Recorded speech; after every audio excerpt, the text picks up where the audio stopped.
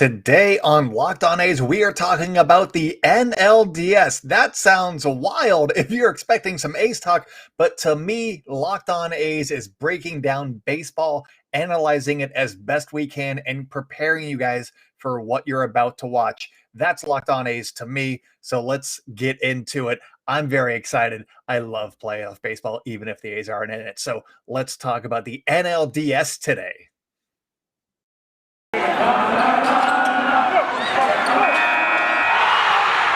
You are Locked On A's, your daily Oakland A's podcast. Part of the Locked On Podcast Network, your team every day.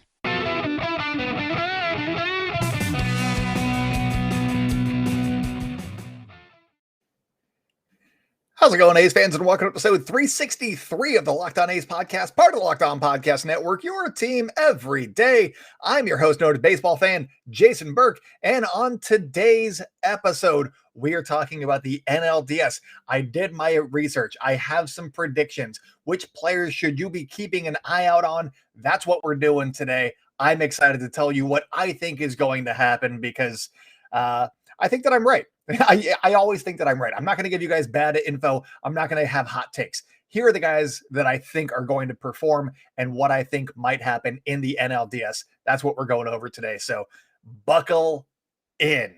Also, before we get started, though, thank you for making the Locked On A's your first listen every day. We are free and available on all platforms. And one of those platforms, some of you may be seeing this currently, we are on YouTube right now. So subscribe to our YouTube channel. If you're listening to this on your podcast provider, you can go ahead and just click in the show notes. It is down there. Just do that. And there's a link to the YouTube page. If you're hearing this and you have not subscribed to the podcast, subscribe to the podcast. Any platform you want, we're there. And we are available, Spotify. We're available on Apple Podcasts, all that stuff. And if you want even more Locked On A's, you can follow us on social media at Locked On A's on Twitter and Instagram. I'm at ByJasonB on Twitter and in the Spotify Green Room app. If you guys have any questions for us, please send those to lockedonathletics@gmail.com. I also said a couple of days ago that I was going to be doing a Spotify Green Room on Friday. I forgot my wife is off today, so we are not doing a Spotify Green Room today. I'll do it on Saturday, and we'll do the afternoon game for them. It'll be a National League game. It'll be interesting. So that'll be a lot of fun to be breaking down. And so join us on Saturday for a Spotify Green Room. Wanted to get that one out in the open before we got too deep. But let's get into some of what I want to talk about today, and that is the NLDS. Yesterday, I gave you guys my thoughts on the ALDS matchups. I said I like the White Sox because I don't want the Astros to win, and I said watch out for the Rays. If they go out and dominate in game one like they did, then they're going to sweep the series. They're already 1/3 of the way to sweeping this series. They're going to have an amazing series. And I dressed myself in preparation for today. So before he did anything, I put on my Randy Arozarena shirt, and it is the Rakes All Day Night Year shirt. If you're on YouTube, you can see which one it is. He hit a home run and stole home plate. So good game. Nice game for Randy Arozarena. Love watching him play baseball. He is not the guy that I said to keep an eye on. That was Wander Franco. He also had a good game. So anyways, let's get into the NLDS. And I don't watch a lot of NL action. I'll be honest with you guys. So this is a lot of stat deep diving that I did and just making my opinions from what the stats are telling me. So let's get into the Brewers and Braves. I'll have the Giants and Dodgers for you guys in the second segment. We all know that the Brewers have a great 1-2 punch for their game one and game two starters in Corbin Burns and Brandon Woodruff, who were two of the top 9 pitchers in baseball. Number 1, Corbin Burns, number 9, Brandon Woodruff. And this is according to Fangraphs WAR. So according to WAR, 2 of the top 9 pitchers are starting games 1 and 2 for the same team. That's really good. The Braves number 1 starter for game 1, Charlie Morton, who we saw close out a big game 7. Was it game 7? Yeah, game 7 for the Houston Astros. He has postseason experience. He is going for the Braves in game 1, and he is number 10 in baseball, according to WAR. So let's start with the Braves. The Braves were the favorites to win the NL East as far as I was concerned. The Mets, sure, they led the East for a while, but it was the Braves division to lose. They had done it before, and the Mets had just kind of thrown a bunch of stuff together and were hoping that it would work. I liked the Braves all season. And this is before Ronald Acuna Jr. went down for the season. So they were close. They were close enough to the Mets at the trade deadline.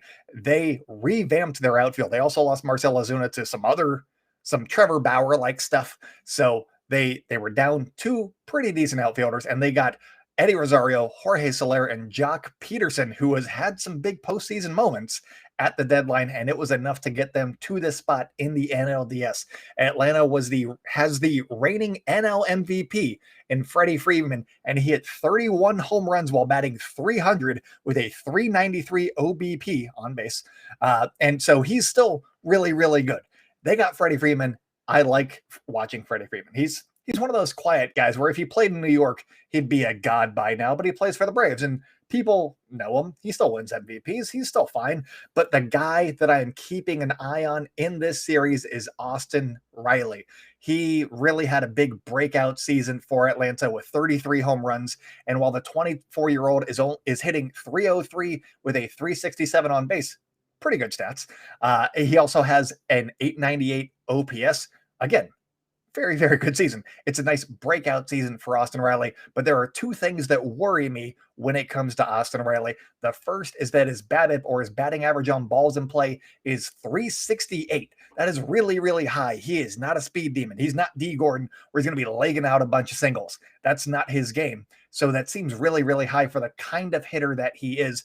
And that is well above that 368 is well above the league average of 288. That is 80 points higher.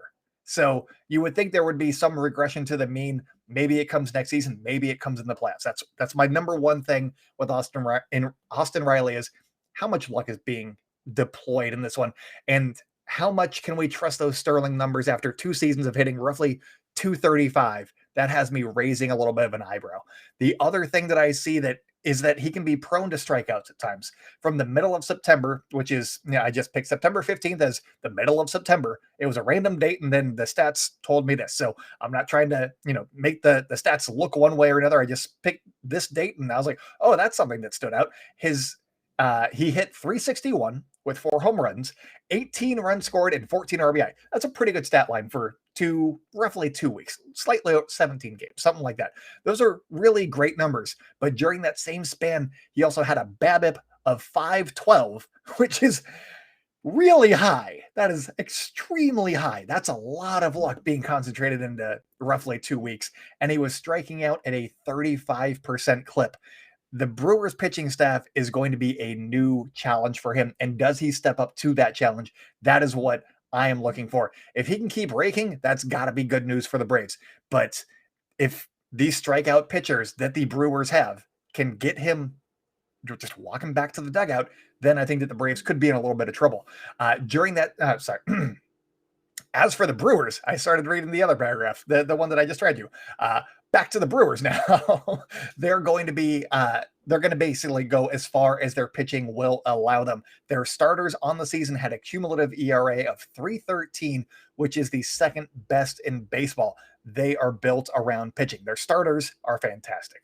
From the beginning of August through the end of the season, so the last 2 months of the year, their bullpen had an ERA of 4.68, ranking them 23rd in baseball during that span. And if you're an A's fan like myself, you're like, hey, where did the A's rank? They were still below the Brewers, but they were only slightly worse with a 4.88 ERA in that same span. So you know how the A's bullpen blew up their season? That's the bullpen that the Brewers are essentially operating with currently. So have fun. And also there's that whole thing with Corbin Burns has he pitched enough innings to necessarily garner the NL Cy Young attention that he is receiving? And because he's thrown just over 150, he hasn't had as many innings as a Zach Wheeler or other pitchers that are involved. And he gets pulled early. He goes a full inning less than a lot of starters, and that adds up over the course of a season. But if the Brewers blueprint is getting it to the bullpen and just shutting guys down in the 6th, 7th, 8th, 9th for Corbin Burns, and they're only expecting 5, maybe 6 out of him, does that change with the bullpen struggling? Can he adjust and still be that same excellent pitcher? up for debate, I think. Atlanta's bullpen ERA since the beginning of August, that same span, 3.29, which is the fourth best in baseball. For what it's worth, Burns and Woodruff each started one game against Atlanta in Atlanta back in July, and combined, they went 9 1/3 innings pitched, gave up 17 hits, 8 earned runs, and walked 3, struck out 12. The strikeout numbers were fine. Maybe not as sterling as they usually are, but they got lit up a decent amount. More so Corbin Burns than Brandon Woodruff, but still, it's not necessarily what you want from your two starters, or your two main starters going into this series. It was in Atlanta, and Atlanta is a little bit more hitter friendly. They're both hitter friendly parks. So does that play something? Did they learn something from getting blown up? We'll see. This series is going to be decided in the later innings, I think. And the loss of Devin Williams for the Brewers makes me pretty concerned for them going into this series, if I'm being honest. The guy that I have my eye on for the Brewers is Luis Yurious. After getting traded from San Diego ahead of the 2020 season, I picked him up on my fantasy team because I was like, hey, the Brewers always do really, really well with guys that they bring in, and he struggled in 2020. He did not have a good first season with the Brew Crew, but in 2021, he's become a fairly reliable bat for the team. He's working more walks and has shown a huge uptick in power. He hit 0 home runs last year and 23 this season, including a team high 5 home runs over the last month. Is that a huge amount of home runs? No, but it's a good amount for a guy who didn't hit any home runs last year. He's doing something different, and that is great. This is going to be a fascinating series, I think. And the winner gets to face one of the best two teams in baseball, either the Dodgers or the Giants. And we're breaking down that series next. So stay locked in with Locked On A's, and I will be right back. This episode is being brought to you by Rock Auto. With the ever-increasing numbers of makes and models, it's now impossible for your local auto parts store to stock all of the parts that you need. Why endure often pointless or seemingly intimidating questioning and wait while the person behind the counter orders the parts on their computer, choosing the only brand that their warehouse happens to carry? You have computers with access to rockauto.com at home and in your pocket. Save time and money when using Rock Auto. Why choose to spend 30 or 50 or even 100% more for the same parts from a car store or car dealership or wherever they do car things? Why choose to spend more there? Spend less going to rockauto.com, because they're a family business and they serve do-it-yourselfers online. They've been doing it for 20 years, and they have everything you need from brake parts, tail lamps, motor oil, and even new carpet. So go to rockauto.com right now and see all of the parts available for your car or truck. Right, locked on in there. How did you hear about us box? And let them know that we sent you. Amazing selection, reliably low prices, all the parts your car will ever need. rockauto.com. And now for the YouTube audience. If this is your first time watching on YouTube, thank you and welcome. This is when I talk directly to you and not necessarily the podcast audience. I mean, just like, hey, how are things? How are you? What do you think is going to happen? Let me know in the comments down below. I love interacting in the comments. Who's going to win that series? Because I will give my pick in the third segment, but let me know who is going to win that series. What do you think? Who are the determining factors in this series? Because I did a little bit of research, but maybe you've watched these teams a little bit more than I have. Give me some insight. I would love it. I will say at Jack97 says that this is what's going to happen. Enlighten me. And if you do it, I will give you a shout out. So comment away. And also like, subscribe, do all those things too. But comment away. Tonight it's coffee. That's what I'm drinking tonight. I also do this during the breaks. I let you know what I'm drinking. And it's just coffee. All right, but let's get back into it. Welcome back to the Locked On A's podcast. If you guys are enjoying the show, make sure to hit subscribe wherever you like to hear podcasts. Follow our new YouTube channel. We have so many subscribers right now. It's blowing up. There's still room. I mean, get on the bandwagon is what I'm saying. Like, subscribe, comment, do everything you can over at YouTube to boost this signal. And also make sure to follow us on social media at Locked On A's on Twitter and Instagram. I'm at ByJasonB on Twitter and in the Spotify Green Room app. If you guys have any questions for us, please send those to lockedonathletics@gmail.com. And once again, thank you so much for making a Locked On A's your first listen every day. Again, we are free and available on all platforms. We make it easy for you guys. But let's go to the Giants and the Dodgers. This is the series that I think most of the baseball world is the most excited about. Sure, there's the White Sox and the Astros. Game one didn't do a lot for me because the Astros won and it wasn't necessarily close. But the Giants and Dodgers, they split this season series 10-9, and the Giants won that NL West by one game. That one game that they beat the Dodgers by, that's the one game that they won the NL West by. It's going to be a fascinating series. The Giants won 107. The Dodgers won 106. It's going to be great. And it's going to be splitting hairs. You can pick whichever team you want to, and you're not going to be wrong because it's going to be a very, very close series. Let's go with some stats for you guys. These teams ranked 1-2 in bullpen ERA this season, with the Giants with a 2.99 and the Dodgers at 3.16. 1-2. Again, 1-2. Both teams have injured first baseman in Brandon Belt and Max Muncy. I guess you could just go with 3-3 because they're both first baseman. I don't know. The series is going to be close, is what I'm saying. The Dodgers used Max Scherzer on Wednesday, and get start for the Dodgers on the season. And this is in game one season. He was absolutely dominant against the Giants. In 6 starts, he had a 2.19 ERA and a whip under 1. He was fantastic. That said, in his last start against San Francisco, which was a start at Oracle in San Francisco, he lasted just 3 innings and gave up 7 hits and 6 earned runs, walked 1, struck out 1. Those are not Walker Buehler numbers against any team, let alone the Giants, especially this season. And up until that start, he hadn't gone fewer than 6 innings against the Giants and had never allowed more than 1 run in a start against the Giants in his previous 5 starts. He'd been, again, dominant. He was so good. So my question heading into game one, did the Giants figure something out, or was Buehler due one bad start in his 6th try against the same team? We're going to find out on Friday. One way or another, we're going to be like, did they figure it out? Are they going to go 3-6 on him again? Or is he going to go 6-1, 7-1, something like that? We are going to find out because those are 2 very different kinds of starts. For the Dodgers, the guy that I'm watching is Cody Bellinger. I know there are guys that are having better seasons, but for Cody Bellinger, the former MVP, he is having a season to forget. He's been hurt a lot, and he played in just 95 games, hitting 165 with a 240 on base and having a much, much lower OPS than Elvis Andrus at 542. Elvis Andrus got him by like 80 points on that one. So say what you will about Elvis Andrus. Better hitter than Cody Bellinger in 2021. Do with that what you will, I guess. I guess that's the headline. I'm going to name the episode, Elvis Andrus greater than Cody Bellinger.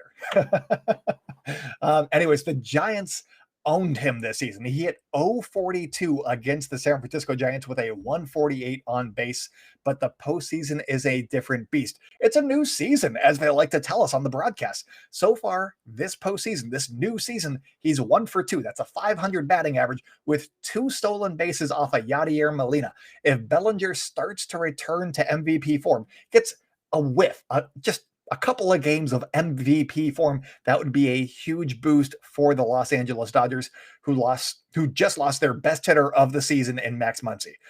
If they got Cody Bellinger back, they don't need to trade for him. He's already on the team.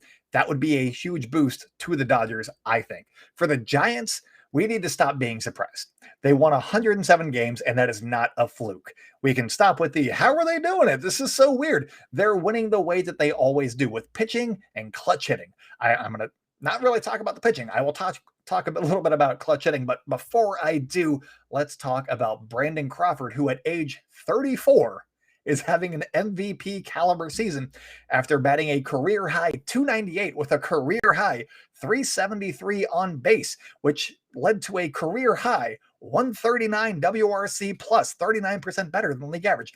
And also he had a career high 24 home runs. It was a career season for Brandon Crawford. And what was he doing different? That's so weird. You're probably asking, is what I'm saying. How did he do this? Well, he's improved his eye at the plate, decreasing his strikeout rate and increasing his walk rates just from career numbers from last season. From basically at 80 points, he has done a better job at the plate distinguishing balls and strikes. He's not as much of a free swinger, and that has led to some really, really good, avenues for success. And he's also hitting the ball at a 14.7 degree launch angle, which is really good. That is a line drive that will lead to home runs. He's hitting the ball hard. He's hitting it at the right launch angle. He's getting base hits because of it. And I'm sure that you're familiar with Oracle Park. He is a lefty, and he just hits him into triples alley, is my guess right there. You just hit it at the right angle at the right spot. It's a base hit every time. It's just a weird place to play. And I think that he's being buoyed a little bit by playing at Oracle, but at the same time, 14.7, that's a good launch angle. So I'm not going to be mad about that. He's also barreling up the ball at an 11.5% clip, which is the same clip as the reigning NL MVP, Freddy Freeman. So he's doing something right. And he's made adjustments. He's bought into Gabe Kapler's system, and he's doing it. And I know that it looks like it's coming out of nowhere, but you could see his barrel percentage and launch angle trending in the right direction after the 2020 season. And last year, the 2020 season, was also Gabe Kapler's first year as manager of the Giants. So he's been building towards this season since Gabe Kapler was installed. And we're seeing over the course of an entire season what Gabe Kapler has brought to the Giants. But enough about Brandon Crawford, who is not my player to watch for. Instead, I am keeping an eye on Mr. Clutch himself, Lamont Wade Jr. By the end of the series, he may just be known as Lamonty. Does that make sense? No, but L.A. Monty. No, that's what L.A. Monty. Monty, like, stud or whatever. I don't know. It doesn't matter. Bad joke. Should have sold it better. But Lamont Wade does not whiff. He does not chase. And if you look at his traditional stats, he was fine. He wasn't great. He hit 253 with a 326 on base, and he had 18 home runs and 56 RBI, not 15-6, 56 RBI. That's a number. As A's fans, you might remember Lamont Wade Jr., and you might fear him, because he was the one that hit the go-ahead home run in the ninth inning of that game on August 21st, the Saturday game, not the Sunday game. The Sunday game was Donovan Solano, Donnie Barrels. But the game that basically broke Lou Trevino and essentially ended the A's season by breaking Lou Trevino and the A's bullpen. So Lamont Wade Jr., season ender. And I think that he's going to be bringing that into this series as well. Tease for segment 3. If it's any consolation to A's fans, he's been doing it to a lot of teams this season. His clutch stat, which is quantified somehow, I do not know, but I know that it does measure clutchness.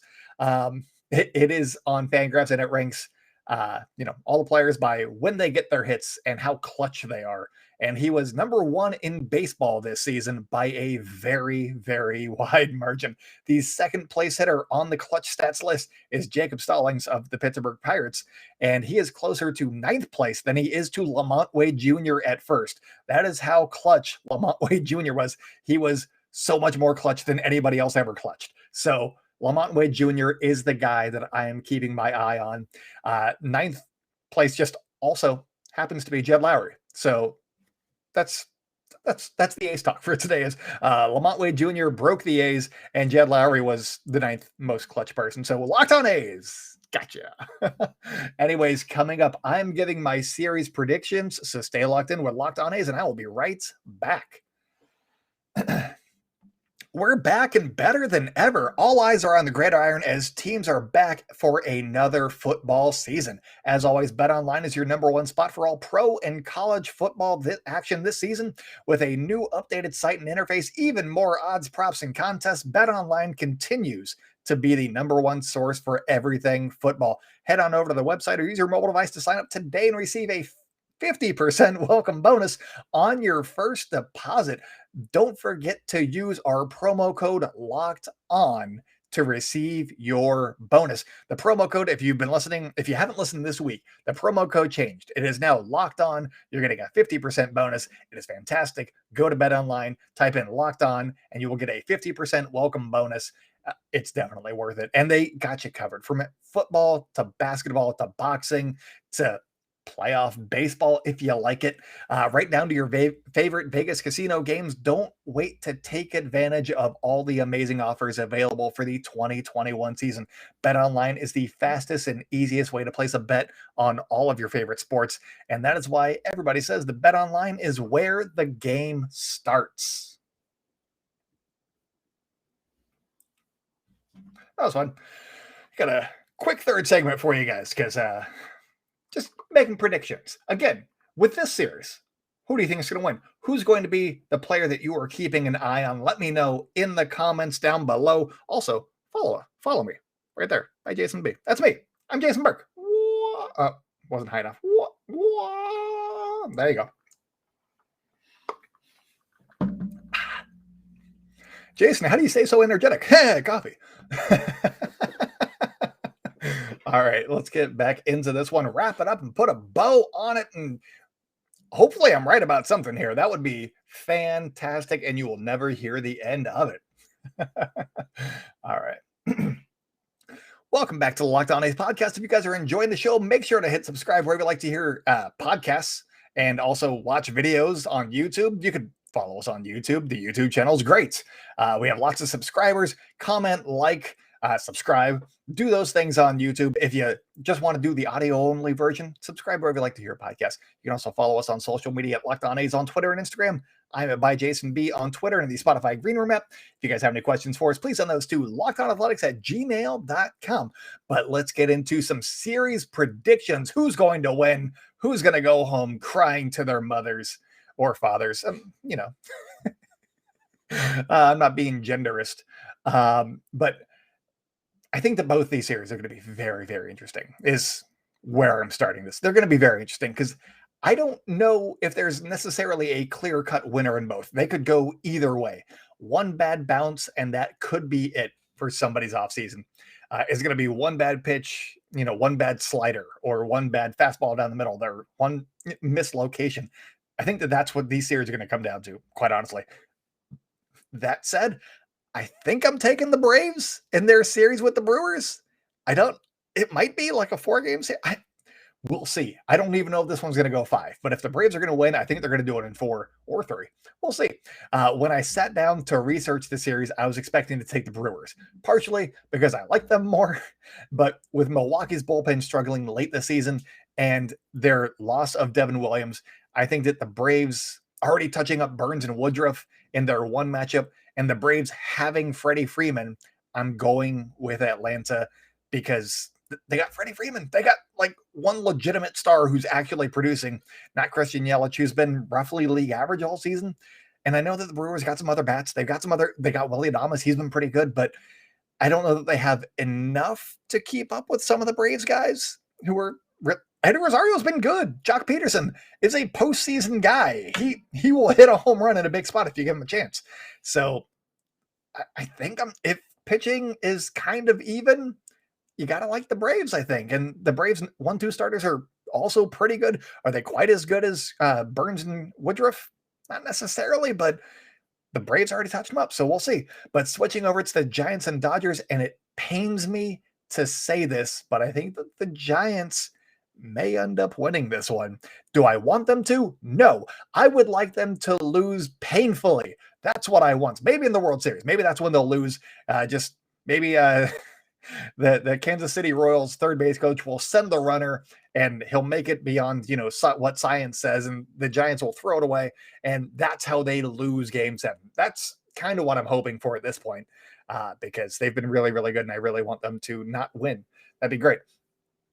But when the two clubs are as evenly matched as the Giants and the Dodgers, you have to look for someone to give, or something to give you that team, or to give that team an edge. There we go. And I think that Lamont Wade Jr. is that edge for the Giants. He's been doing it all season. He's been coming up with clutch hit after clutch hit. Are they all, walk-offs? No, I think Ben Caspick of Locked On Giants said he thinks that he's only had one walk-off hit, but like 7 or 8 game, lead changing hits, or, top of the ninth, where they still get in that bat if they're the home team. He's had so many just clutch hits. And I think that Lamont Wade Jr. just has ice in his veins. And I think that could be the determining factor. The Dodgers won the World Series last year. I'm not discounting that. So they have experience. They've also lost a lot of postseason matchups too. And the Giants, their core, who is still there, and everybody's like, how are they doing this again? How is Buster Posey doing this? How is Brandon Crawford doing this? They also have experience, and they've won 3 titles. So experience isn't going to matter to me in this series. I don't. Sure, it's more recent experience, but these guys cut their teeth just winning World Series. I think they can still do it, especially if they're having these rebound seasons. So I will say this. I think that game 1 is more imperative for the Giants because it's at home and their starting pitching depth isn't quite as deep as the Dodgers. I'm not saying that it's a must win, but it would probably be a good idea to get out to a 1-0 lead. I'm looking forward to all 5 games in that series because this one is definitely going the distance.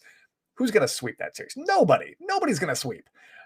So with that, I have to ask, we have finished this up. Who do you think is headed to the NLCS? Let me know in the comments below, or you could reach out to us on social media at Locked On A's on Twitter and Instagram. I'm at ByJasonB on Twitter and in Spotify Green Rep. If you guys have any questions for us, please send those to lockedonathletics@gmail.com. I would like to do a recurring mailbag segment or episode throughout the post or throughout the winter, I guess, because the season's over. So send in those questions. You could send them in on Twitter too. DMs are open for both myself and for Locked On A's. Send me your questions. I will answer your questions here every week if you guys send me questions. So send those in, please. But before I get going, thank you for making Locked On A's your first listen every day. Now make your second listen Locked On MLB, where Paul Francis Sullivan, please call him Sully, brings you his unique perspective on the major leagues, both past and present. It's free and available on all platforms. But that's it for me today, guys. So until next time, go out and celebrate good times, Oakland, and I will talk at you tomorrow.